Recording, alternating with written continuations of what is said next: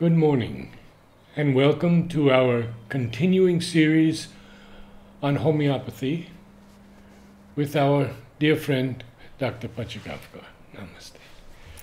Today we take up the very important subject of food allergies. So many people have intolerance to so many different foods.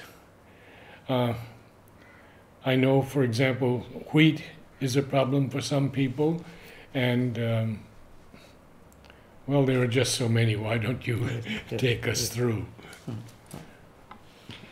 Basically, allergy is hyperimmune response, means the system overreacts. In food allergies, there are innumerable allergies nowadays, very common, and it's a fashion to call it a lactose intolerance. And it's so surprising that even infants are said to be intolerant of mother's milk, which is supposed to be the best source of energy and immunity.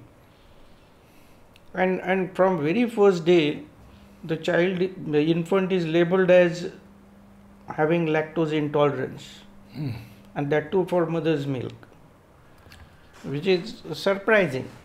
Yes. But there are conditions where the child, even the elderly persons, they are allergic to certain type of food.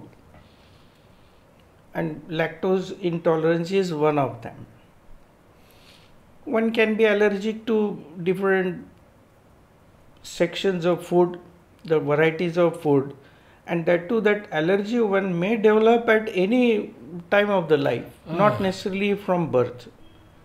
So therefore, the approach to the treatment of such allergies is very common, that we have to desensitize the person against these allergies. Oh. So the commonest we get is lactose intolerance, especially in children. They are allergic, sometimes they are allergic to citrus fruits.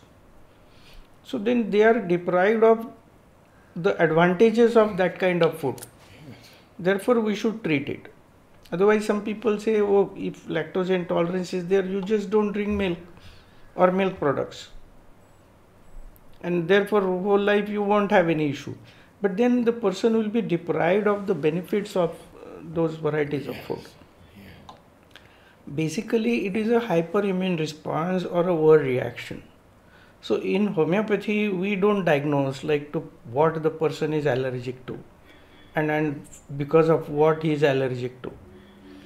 We make it very simple that in the proving, we have some drugs which have symptoms of this type in proving in healthy human beings. For example, we have one drug called natrum carb. It is from sodium carbonate. It is prepared, and once it is potentized and given to healthy human beings, those provers have developed an allergy to milk. They just can't tolerate milk, and for no reason. So this remedy sets it right. But at the same time, what we do is, there should be no turmoil. If the person has developed an allergy against some food, we start giving it in miniature doses. So the person develops a sort of, we won't call it resistance, but develops a acclimatization for that type of food, and then person stops being allergic to it. So person can sustain it, and this is what we have done with the lactose intolerance. So what we do is, we give our homeopathic medicine based on constitution. Along with that, we start giving in a miniature dose, like drops of milk, then milk products in a very, very small dose, and slowly, in the course of few months, the person ceases to be allergic to that type of food. The body acclimatizes. Yes. And there are so many other factors also which are responsible. Basically, digestion is something which is controlled centrally by our mind. Yes. So we have cases where irritable bowel syndrome, they unnecessarily start identifying what are the things which the person is allergic to. because if a certain type of food is causing loose motion. In food allergies, mainly the loose motion is the commonest presentation, but there are even skin symptoms also which come. There are some people who develop respiratory allergies based on food intake. But mainly it is the general state of immunity of the person which is responsible for such allergies. If the suppose for a simple example, if the person is not sleeping well or mentally he lacks in tranquility, so he tends to develop such food allergies. We have seen such cases where, so first thing what we do is we try to regularize the lifestyle of the person. So in first instance, as we advocate the lifestyle, that one should drink enough water before food, eat slowly, eat fresh food, eat food in proper combination, proper timings, and a quantity, as well as one should have proper sleep and some sort of breathing exercises where those breathing exercises can bring little bit of tranquility in the person. So all these four factors together integrally when we approach, definitely the person is helped in overcoming the allergies with homeopathic medicines. What about very simple case, someone who loves chocolate and breaks out on the skin? Yes, that's what. Actually, we consider that if the allergy is reflected on the skin, relatively the person is healthy. Instead of developing loose motion or directly the breathlessness, the things are thrown on the periphery. So we have certain remedies where these indications are there on the skin. We give those remedies. At the same time, we try to study the whole genesis of allergy. Because if person is eating with food or after food, the presentation will be different. If the person is taking such things on empty stomach, the sensitivity level is different. So based on that, we give homeopathic medicines. But many times what happens, what we call one-sided diseases, where the person doesn't have any other complaint, but only this is the only complaint. And if that foodstuff is not essential, we may just try to, because sometimes you don't know whether it is a chocolate per se or some preservatives they add to the chocolate which person is allergic. Because finally, if some toxic material is put as an preservative, then why should we train the person to tolerate something which is toxic to the body? Got it. But if it is like milk, which is supposed to be the great source of energy and easily available, then we do treat it on war footing. But if it is something trivial like say certain chocolate, and if we suspect that it is the preservative which has caused the allergy, then we just suggest that you can avoid eating such things. Now we hear a lot about gluten-free diets. Could you comment on that? That again, it's recently been there. Yes, Gluten-free quite diet. recently. But what happens, we lose easily available food if you can't eat. And when it's a very simple logic that when 10 people tolerate it, why can't you tolerate it? When normal 10 people around you are able to tolerate it or sustain it, then why can't you tolerate it? So that is definitely an abnormality in you. So there would be no end to it. Sometimes, gluten-free diet, then fat-free diet, then protein-free diet, then carbohydrate-free diet, then what will you? So adaptability has to be such that whatever is available around you, whatever is harvested around you in that season should be sustained by every healthy person. So there the homeopathic approach is same.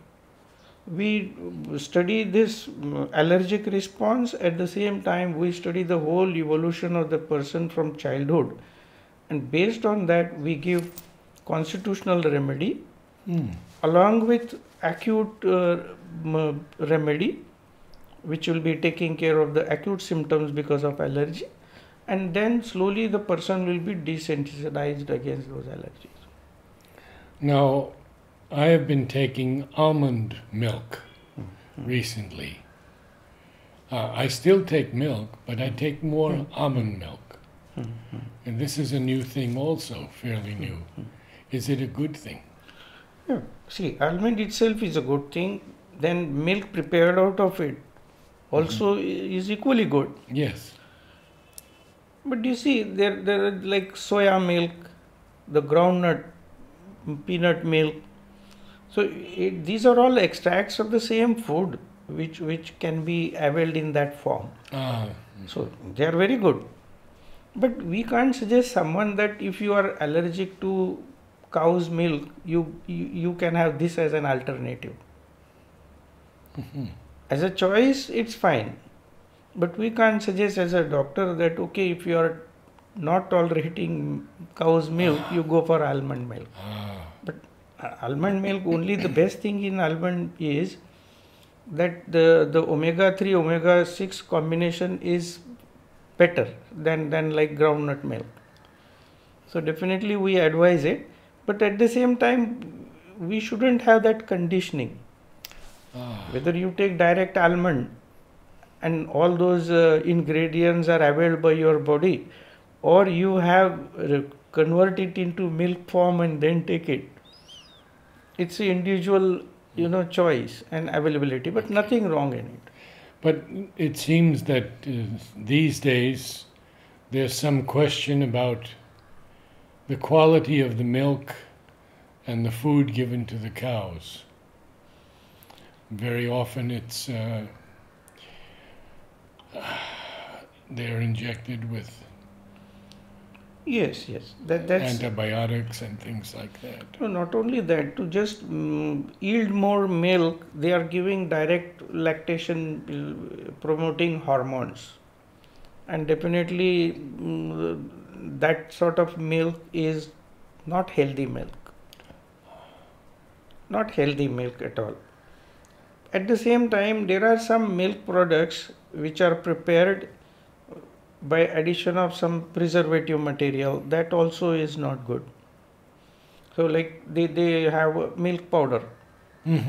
Now, of course, milk powder is what we call a system where it helps when there is a paucity of milk or nutrient material in some hills and all to transport the shelf life. So it's a good thing, but as a routine, it cannot be replacement for the fresh milk. It cannot be replacement for the fresh milk. At the same time, depending upon what cows are fed, I have seen that when this Parthenium grass became abundant in India, and cows and buffaloes, they did not have anything else to eat, so they were grazing with Parthenium grass. And that Parthenium grass is very bitter, so even milk started tasting bitter. So definitely it's not good, but at the same time it must be like very rare occasion where the feeding of cows must be erroneous, because that will again affect the cow's health also. So we presume that cow is properly fed and that milk is available for human consumption. So here in India, we may be more fortunate because the milk is always fresh. Almost always. Yes.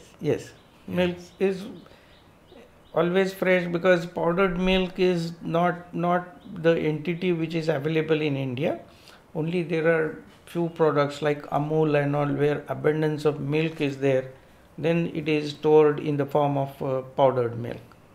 Otherwise, like 90% consumption must be of fresh milk. I see. So what are the remedies that you use to treat severe allergies? So it depends. Like if the presentation is on the skin, we have cuprum metallicum as a remedy, which is just a copper, but that is a potentized form. Then we consider that there are some nosors which are used, like tuberculinum. Then we have certain remedies like arsenicum album. Then we have some remedies prepared from plants like rustox, rus venatum. Then we have some remedies prepared from animal products also, like calcarea carb and all, which for lactose intolerance, as I told, like natrum carb. So depending upon the presentation, we have host of remedies. You have quite a few remedies. Yes. It's like must be, the range would be more than 100 remedies. Oh my goodness. Yes. People who have severe cough from an allergy and congestion in the chest, is that a serious problem? Oh yes. See, like for example, we have a remedy called antimonium crudum. Now this is a remedy where, like we say, apple. If the person becomes allergic to apple and develops sort of hyperacidity as well as respiratory allergy, we give antimonium tartaricum, antimonium crudum. These are the preparations from antimony. They are immensely helpful. I see. Oh. Well, this has been quite a session. We've covered a lot on allergies, and perhaps the next time we could do the body's adjustment to heat. Sure. Wonderful. Thank you, sir.